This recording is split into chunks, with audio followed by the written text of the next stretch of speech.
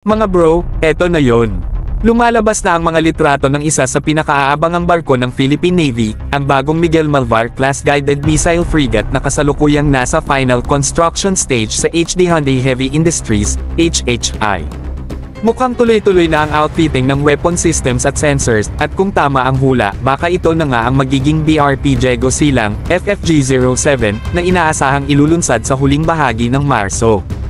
Ang ibig sabihin nito, mas lalong lumalakas ang Philippine Navy.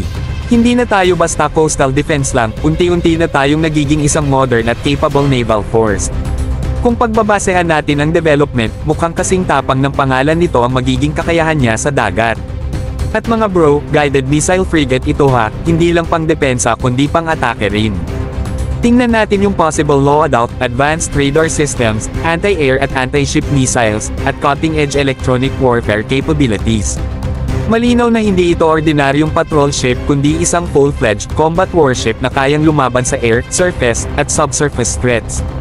Ibig sabihin, mas may pangontra na tayo laban sa anumang banta sa West Philippine Sea. Pero mga bro, alam nyo kung ano ang mas exciting. Hindi lang ito ang inaasahang frigate natin.